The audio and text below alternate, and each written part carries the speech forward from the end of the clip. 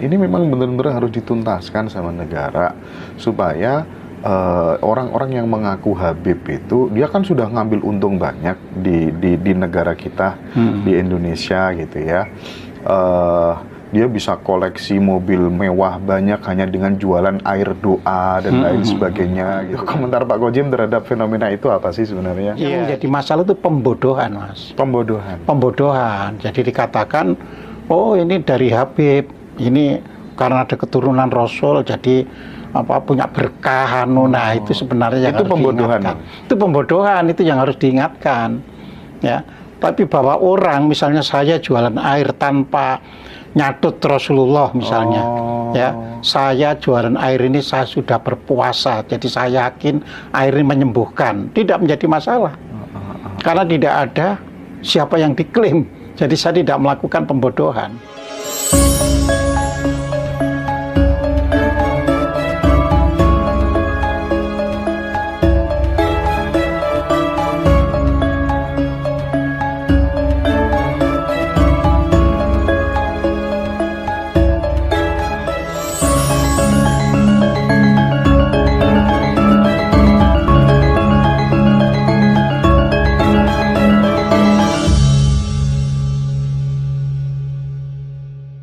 Nah, kita lanjutkan lagi Pak Kojim.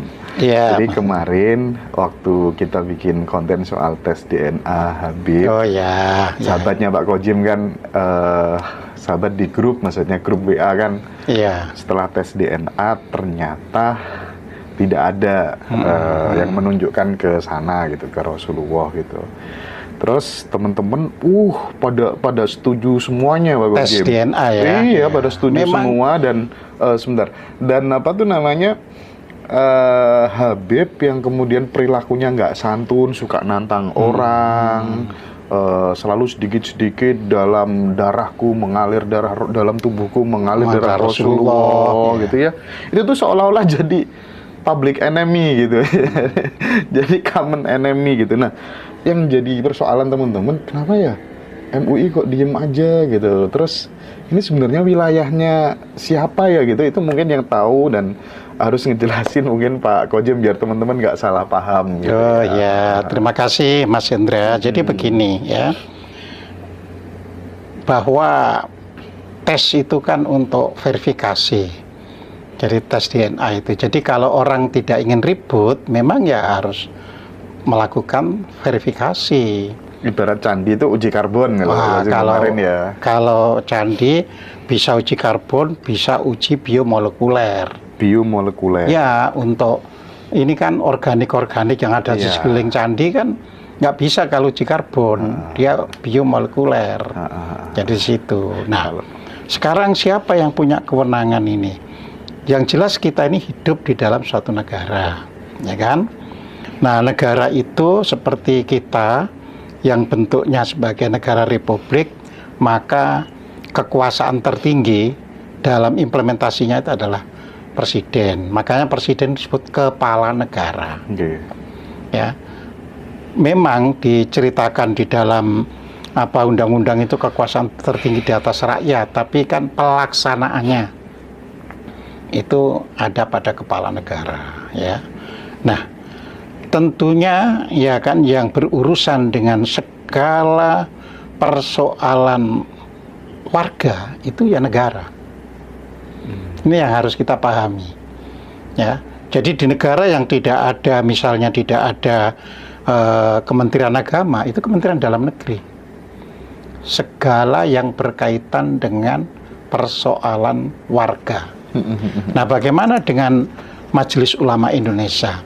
Majelis Ulama Indonesia itu suatu organisasi non-government.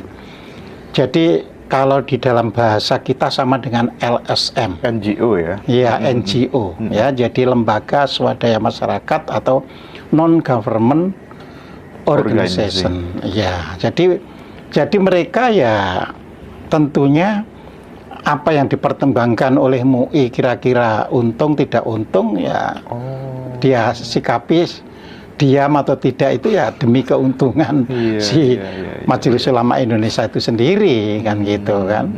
Tapi kita nggak bisa kan maksa MUI ayo dong diterangkan, itu nggak bisa kita. Justru kita boleh minta kepada negara.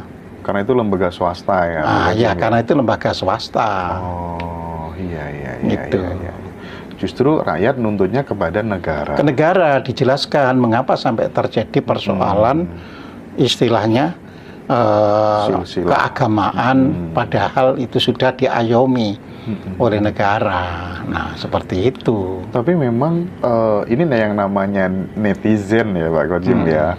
Netizen kan banyak mempermasalahkan. Ini memang benar-benar harus dituntaskan sama negara supaya orang-orang yang mengaku Habib itu dia kan sudah ngambil untung banyak di negara kita, di Indonesia gitu ya. Dia bisa koleksi mobil mewah banyak hanya dengan jualan air doa dan lain sebagainya gitu kan. Dan itu rata-rata kan orang-orang yang awam gitu. Komentar Pak Kojim terhadap fenomena itu apa sih sebenarnya? Iya, jadi gini ya, negara sebenarnya secara ekonomi itu kan sudah membagi ya. Jadi ada yang namanya usaha ya, yang berkaitan dengan perusahaan ya kan. Jadi istilahnya itu usaha-usaha formal. Tapi juga ada usaha kan yang tidak berkaitan dengan perusahaan, seperti orang memulung. Hasil dari memulung kan juga dijual, terus juga ada pengepul, atau orang-orang Madura pada umumnya bekerja sebagai pengumpul barang rongsokan. Ya, besi-besi rongsokan, mobil-mobil rongsokan, semuanya dikumpul dijual ya. Jadi selama ada terjadi saling memanfaatkan, sebenarnya tidak menjadi masalah. Yang menjadi masalah itu pembodohan, Mas. Pembodohan. Jadi dikatakan, oh ini dari Habib, ini karena ada keturunan Rasul, jadi punya berkah. Nah itu sebenarnya yang itu harus pembodohan. diingatkan. Itu pembodohan, itu yang harus diingatkan. Ya. Tapi bahwa orang, misalnya saya jualan air tanpa nyatut Rasulullah misalnya, ya, saya jualan air ini saya sudah berpuasa, jadi saya yakin air ini menyembuhkan, tidak menjadi masalah, karena tidak ada siapa yang diklaim, jadi saya tidak melakukan pembodohan.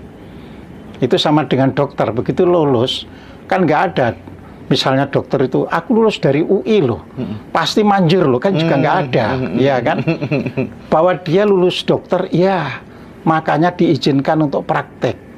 Tapi dia kan nggak boleh ya kan, karena saya dari UI pasti lebih hebat dari yang lain, kan nggak bisa gitu loh ya.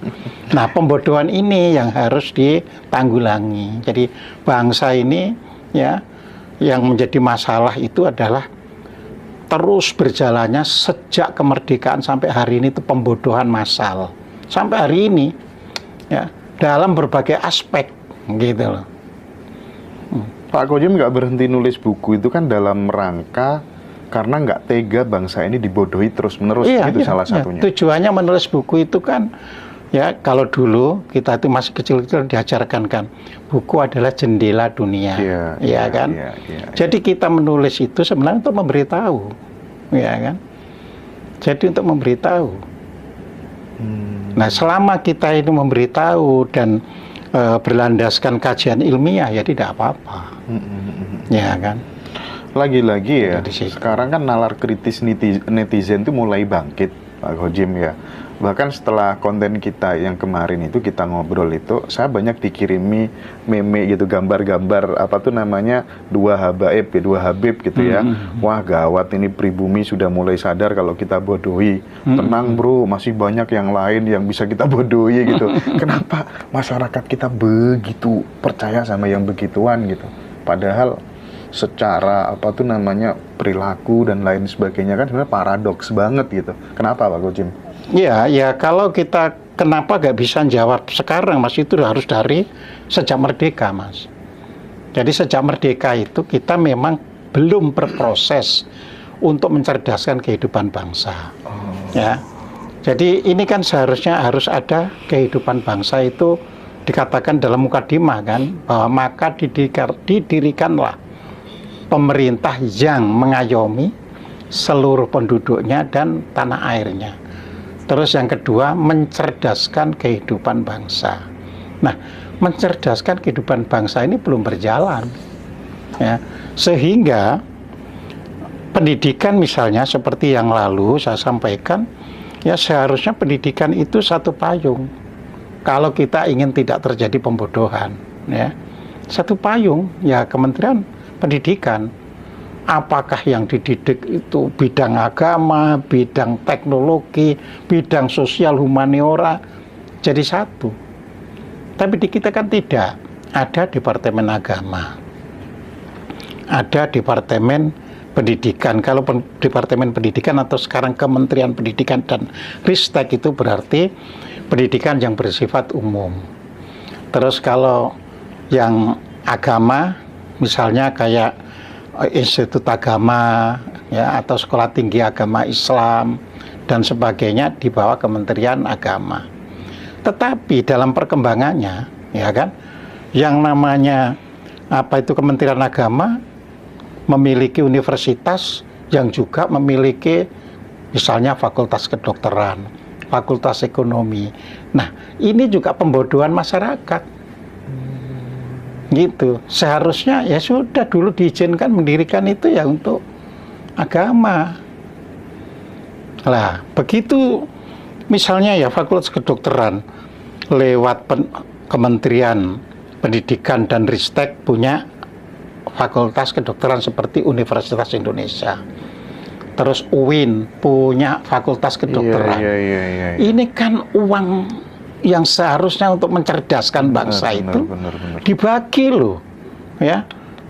Uang itu mestinya ya untuk kedokteran UI saja misalnya. Tapi karena Universitas Islam juga mendirikan, ya uang harus dibagi untuk kedokteran yang sama, ya. Misalnya dari sudut pembangunan gedungnya, seharusnya cukup di situ. Tapi ini harus ada uang untuk gedung itu. Terus dosennya, seharusnya tinggal nambah saja kekurangannya. Tapi ini perangkat dosen lengkap harus ada. Jadi uang itu dibagi-bagi yang ya terpecah-pecah. Ya. Nah, ini yang harus disadari. Ya. Fakultas Ekonomi misalnya kan sekarang itu punya. Ya. Kemarin itu ada seorang yang sedang mengerjakan disertasi ekonomi syariah, ya, disertasi ekonomi syariah. Ya. Dia S1, S2-nya dari UIN. Jadi ekonominya itu dari UIN. Ya. S3-nya ke Universitas Brawijaya. Ya.